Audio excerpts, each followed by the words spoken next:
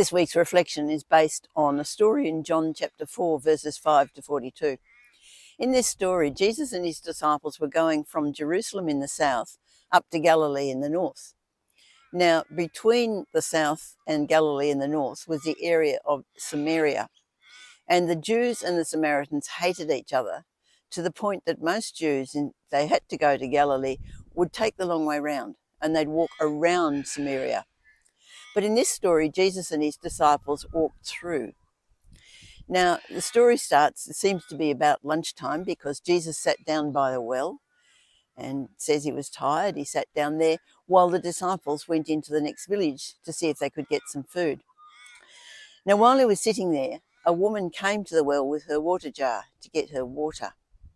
Now, this would be unusual because the women really would collect the water in the morning when it was cool. They wouldn't do it in the heat of the day. And they usually did it together. It was a sort of a joint thing. So here's a woman on her own in the middle of the day. It suggests that there was something wrong. We find out later that she had been married 5 times. She's now living with another man. And that suggests someone whose life was rather broken, and probably she was shunned by the other women of the village. So here's Jesus, a Jewish man and a Samaritan woman.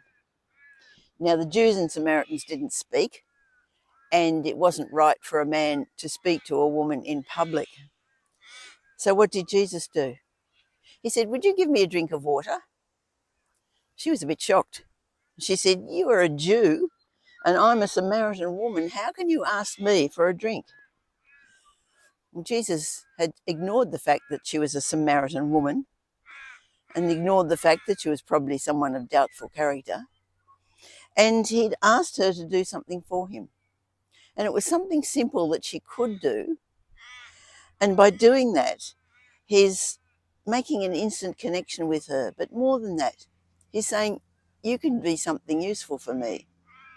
He's noticed her as a person, made her feel that she could be useful, given her some dignity, which probably no other people had given her. Once he'd done this, then she was open.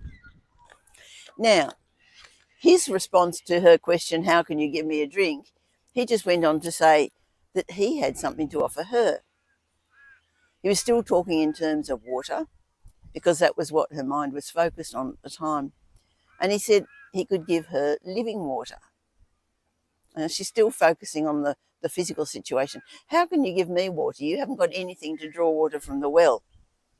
And he said, "No, but anyone drinking water from this well will get thirsty again, but the water I give them, they will never get thirsty again." Well, now she's really interested.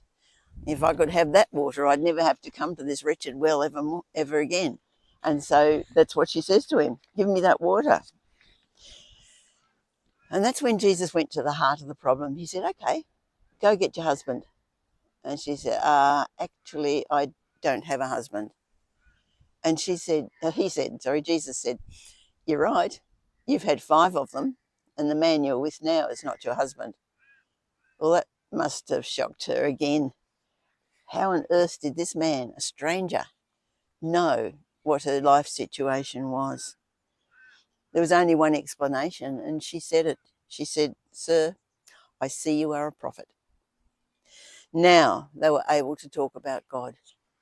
And Jesus ended up saying to her that he was indeed the Messiah that they were expecting.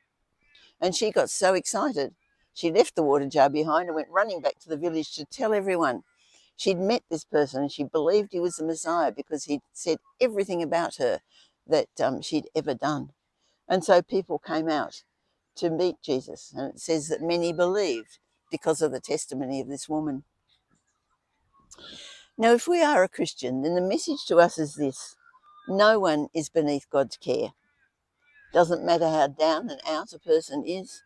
It doesn't matter what terrible things they might have done. They're loved by God and they need to hear his message. They don't have to worry that they might have to confess to God or, tell God all the terrible things they've done, because God already knows. And yet he still loves them and he still wants them. But if we are somebody who feels that we are a nobody, that we've done terrible things, God must never want anything to do with us, then the good news is that he does. He cares. It doesn't matter what we've done. It doesn't matter who we are. God cares about us and God wants us.